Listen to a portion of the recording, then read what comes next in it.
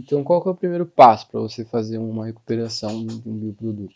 É saber qual que é a fonte. Ele vem de uma biomassa? É uma biomassa o bioproduto que você quer? É um composto extracelular, que então ele vai ficar fora das células? É um composto intracelular, que vai ficar dentro das células? Então, esses são os primeiros questionamentos que você deve fazer antes de iniciar qualquer tipo de recuperação, de extração de qualquer bioproduto. E da onde que vem esse bioproduto? Isso é essencial também você saber, porque você vai coletar e vai fazer essa coleta quantas vezes? Esse bioproduto derivado de um cultivo ou mesmo de um resíduo. Então, essas três outras questões, a coleta, cultivo e resíduo, a gente tenta averiguar a disponibilidade desse material. Porque na bioprospecção, hoje se tem muito essa questão, um gargalo desde a parte de você identificar a parte de produção. Então isso é bem importante. Você tem uma disponibilidade desse biomaterial, dessa biomassa ou desse composto extracelular em grande quantidade, você vai poder fazer mais do que uma coleta, você tem a disponibilidade de não prejudicar o ambiente fazendo essas coletas. Enfim, então são questionamentos que você sempre tem que levantar antes de iniciar uma bioprospecção. E bom, qual é o tipo de composto que você tem que averiguar? Ok, o composto ele é extracelular e ele é um alcaloide.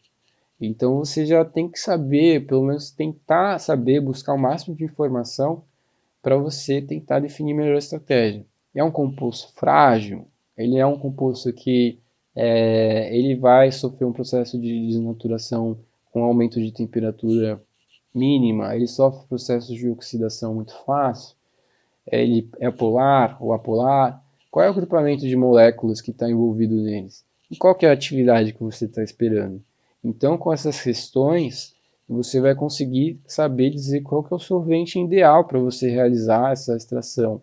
E também o método de extração. Existem diversos solventes que a gente aplica para fazer a recuperação de bioprodutos, mas os mais clássicos são os álcools, álcool metanol, que é o álcool metílico, o álcool etílico e outros álcools que são, digamos assim, não tão tóxicos e com um valor mais acessível. Além das propriedades químico-físicas deles de carreamento das moléculas. Então, bom, respondeu essas perguntas, você já sabe se é um composto frágil, você já viu, é um composto bem polar, então já peguei o solvente lá, o ideal, que tem uma polaridade semelhante, então ele vai conseguir carregar. Eu já sei que não é um composto tão frágil, então eu consigo até atingir uma temperatura bacana com ele, e eu quero testar nisso.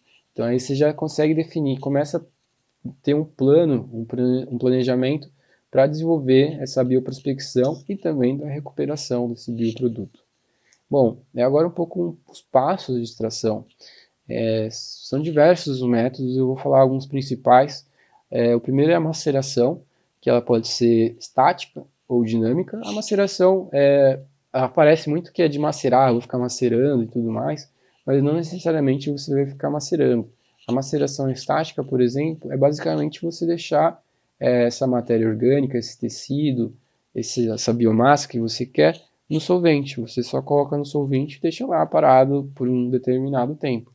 Então é um método bem simplista e clássico, assim, os métodos iniciais de bioprospecção foram desenvolvidos totalmente dessa forma. Então é um processo de extração contínua, porque você vai deixar lá e fica extraindo. E eles também têm a vantagem que não tem muitas variáveis, né? Você não aquece, você não faz nenhum método mais invasivo além da adição do solvente. Então, a chance de você degradar a molécula de interesse é mais baixa.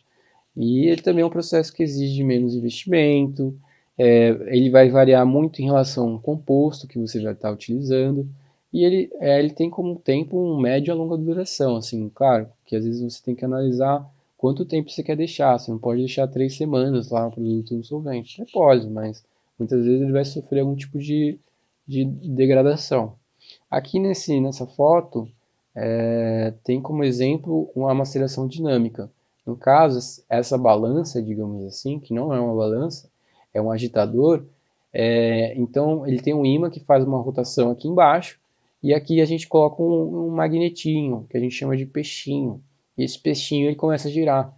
Então ele fica girando aqui dentro e a solução fica remexendo. Então gera mais uma agitação que pode beneficiar essa extração. O método de Soxhlet, eu acho que muitas vezes você já ouviu falar dele, ele é bem famoso. É essa vidraria aqui, esse método de extração, ele é bem conhecido e como ele funciona?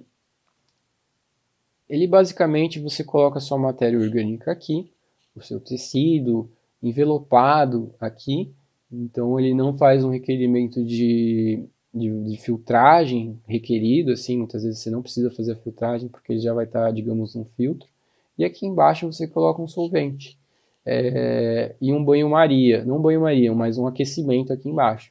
Então o seu solvente ele vai volatilizar, ele vai esquentar, ficar gasificado, vai passar pela essa matéria orgânica que você quer extrair, e aí aqui em cima a gente tem um sistema de água que vai estar gelado. E aí esse sistema de água gelado faz a condensação desse solvente, então o solvente desce novamente. Então a gente já fez uma extração. Então são diversos ciclos de extração que ele fica fazendo e com uma temperatura mais elevada. Então isso pode gerar benefícios nessa extração, pode gerar um aumento de rendimento, mas também pode ser perigoso dependendo da temperatura que você colocar, talvez seja uma molécula muito sensível, mas normalmente ele não é prejudicial. Então ele é indicado para compostos orgânicos semivoláteis e não voláteis de matrizes sólidas, né? Porque você não vai conseguir colocar um líquido aqui que ele vai descer tudo, se você quer extrair um líquido, digamos assim. E ele tem essa questão que é um pouco um processo de longa duração, de 6 a 16 horas, costumeiramente eu vejo 12 horas esse processo, mas é bem variável, mas o tempo normalmente é um pouco maior do que o tempo dos outros processos que eu vou apresentar agora. O ultrassom, que é um método bem rápido, bem interessante, ele basicamente ele utiliza ondas mecânicas de baixa frequência que resultam na cavitação e isso faz um monte de bolhas, gerar um monte de bolhas nessa cavitação. Basicamente ele faz um rompimento celular, então ele consegue extrair de forma bem rápida e pontual, porque esse processo a gente não deixa muito tempo, a gente deixa 15 a 30 minutos, acho que eu nunca mais vi mais do que isso. E ele normalmente também a gente utiliza um sistema pequeno, porque o efeito sonoro dele não é bom para os nossos ouvidos, então normalmente são em escalas menores a gente faz essa extração. Mas é um método bem interessante, bem simples de operar, você só deixa no solvente e coloca lá, e aí você já consegue fazer uma extração. E o método do micro-ondas é um método que acho que é um pouco mais incomum, mas eu venho falar dele porque é um método que tem sido visto pela química verde como um método clean, assim, um método mais eficiente. Micro-ondas, tá? Muita gente já pensa, pô, vou colocar micro-ondas aqui em casa, mas não é um micro-ondas de casa, tá? É um micro-ondas de laboratório, um micro-ondas especial, que ele consegue fazer um aquecimento uniforme e completo de todo o extrato, de toda essa extração. Diferente do nosso micro-ondas, por exemplo, você coloca algum prato, muitas vezes um prato meio cheio, ele vai ficar com umas partes quentes em cima, mas as partes dentro lá meio geladas, né? Então essa é realmente a diferença, não claro só essa, mas essa é um ponto fácil de você identificar da diferença do micro-ondas tradicional e o micro-ondas de laboratório. Também ele tem um processo bem rápido, ele é bem interessante e também não utiliza muito solvente comparado com o método de Soxhlet e de maceração. Só que ele tem um investimento bem grande e uma mão de obra também bem elevada, se a gente for considerar com os outros métodos. Porque não é qualquer um que pode operar esse equipamento, enfim, pode gerar algum tipo de dano se você não tiver um conhecimento prévio. E bom, a gente já agora extraiu esse produto, esse bioproduto. Agora a gente tem que fazer a separação, ou o isolamento, um pseudo-isolamento desse produto. Então, o método mais tradicional, o mais utilizado, é o método de filtragem, que a gente faz, basicamente você coloca um filtro, que filtra café, que a gente realmente faz a separação dos compostos pelos tamanhos. Então é um método bem interessante e bem simples, ele também não gera impactos nesse bioproduto, nessa molécula de interesse, e é bem simplista, existe diversos tipos de membranas, de filtros. Aqui um exemplo do Kitasato, é um equipamento que utiliza, é uma vidraria que utiliza uma bomba, então você faz uma sucção com pressão, então essa sucção auxilia a velocidade dessa filtragem, e é um método bem convencional, acho que todo laboratório faz esse tipo de filtração, qualquer tipo de filtração, e também, novamente, esses métodos não são excludentes. No caso, esse método de filtragem pode ser utilizado com outros métodos, um pré-processamento, pós-processamento dessa extração, enfim. Então, nenhum método é excludente do outro. A estufa ou outras formas de secagem, elas servem para a remoção da umidade, a remoção desses solventes voláteis, só que aí tem um perigo, né, novamente, a questão da temperatura. Eu sei que eu fico falando bastante da temperatura, mas é realmente um erro bem comum das pessoas de colocar temperaturas superiores a 50 graus Celsius e aí realmente degradar as substâncias que você tem interesse. Então, temperatura é interessante, mas tem que usar com cuidado. Bom, rotoevaporador é um equipamento também bem comum na química, em laboratórios. Muitas vezes a gente vê e fala, nossa, que trambolho gigante é esse, não tenho nem ideia que ele serve. Mas ele é um equipamento bem interessante e bem útil, assim. Bom, como que ele funciona?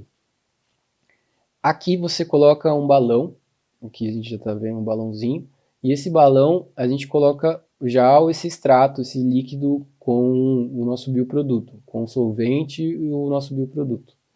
E aí, aqui é um banho-maria, então ele vai aquecer, então vai rolar aquela questão da volatilização desse solvente, né? Ele vai gasificar. E além disso, no rotoevaporador, existe sempre uma bomba que fica aqui, então ele faz uma sucção, aumenta a pressão do sistema, e aí então a evaporação é muito mais rápida, 100 vezes, não sei quantas vezes, mas é muito mais rápido. E aqui em cima a gente também tem um processo de condensação. Então passa uma água bem gelada aqui em cima. Então aqui ele evapora, passa por aqui, e aí ele começa a subir, subir, subir, e aí ele condensa. E aí ele vai pingando. Então você consegue recuperar parte do seu solvente. Então é bem interessante nessa questão também, porque você consegue economizar, também gerar menos danos ao ambiente, se você realmente ter uma atitude responsável com esse solvente, ou mesmo reutilizar. É bem interessante esse método e eu realmente recomendo. A centrifugação também é um método, digamos, clássico. Ele é bem rápido comparado com o método rotoevaporador. Muitas vezes a gente deixa 15 minutos, 20 minutos no máximo a centrifugação e nada mais é que a separação pela densidade, né? Que ela faz a rotação, a força centrífuga e aí a gente acaba separando as coisas pelas densidades dela. É um processo rápido. A única coisa que a gente também tem que se preocupar se a gente tem um bioproduto que, por exemplo, é uma célula. E aí, se essa célula for um pouco frágil ou não for muito resistente, e a gente colocar uma rotação muito alta, e aí ela pode realmente danificar essa parede celular e danificar essa célula, se esse é o nosso produto de interesse. Mas de restante, eu acho que não tem muitos problemas, é difícil você ter algum tipo de problema com a centrífuga. Bom, e agora um processo geral de bioprospecção e de geração de bioproduto é a coleta, o primeiro passo. A gente faz a coleta dessa matéria orgânica, dessa alga, por exemplo. Aí depois a gente faz a triagem, que a gente remove a matéria orgânica associada, que são os organismos, outros organismos não de interesse, sujeira, enfim, qualquer coisa que esteja associado ali. E também a gente meio que faz uma identificação. Aí a gente tritura esse material, né? A trituração é um processo bem importante na maioria da bioprospecção. Claro, que você tem que considerar qual que é o seu bioproduto. Mas a trituração aumenta a área de exposição, então você consegue facilitar essa extração. Então, digamos assim, que é essencial para você ter um maior rendimento.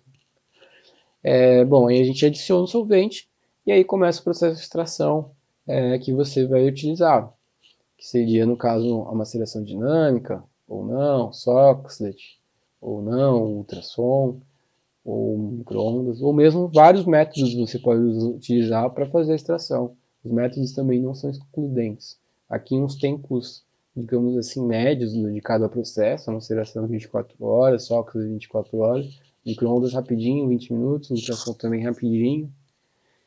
E, bom, depois que a gente extraiu esse produto, a gente tem que filtrar, porque todo esse tecido, toda essa pele, enfim, o que a gente for estar utilizando, vai estar ali junto também. Só que agora a gente tem que tirar ele e só pegar o nosso extrato com solvente, o nosso produto natural com solvente. Aí a gente, depois que a gente tirou essa matéria orgânica, a gente consegue ter só o solvente com o nosso bioproduto e a gente faz essa evaporação pelo rotoevaporador, ou pela estufa, ou deixar volatilizar normalmente. E aí, com isso, a gente tem nosso extrato bruto.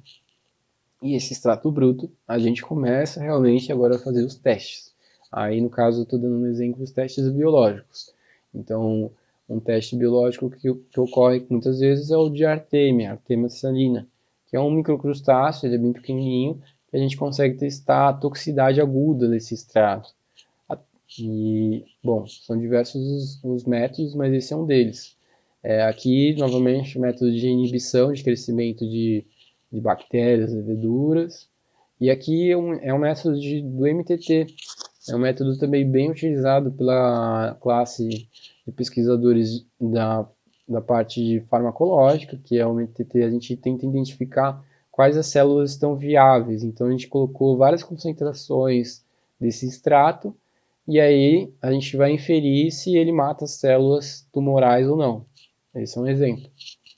Bom, então a gente sabe que a gente vai pegar o extrato bruto, testar ele e depois a gente vai afunilar esses dados. Você não vai ter o seu produto natural de primeira, você tem que realmente fazer essa bioprospecção, fazer uma avaliação, ok, deu resultado positivo ou não, enfim. E aí, dando resultado positivo, a gente consegue afunilar, a gente consegue tentar separar esse produto natural, tentar descobrir qual que é esse produto natural presente. Então a gente começa a fazer repartição, enfim, outros métodos de separação dele. E novamente, a gente vai testar se esse produto mais afunilado, esse produto que a gente está tentando afunilar os dados para chegar, ele realmente tem um resultado. E aí, com os testes positivos, a gente começa também a trabalhar nessa etapa de purificação dele. E por fim, quando a gente consegue realmente fazer o isolamento, a purificação ao nível que a gente queira trabalhar, desenvolver o produto, a gente tem um produto natural.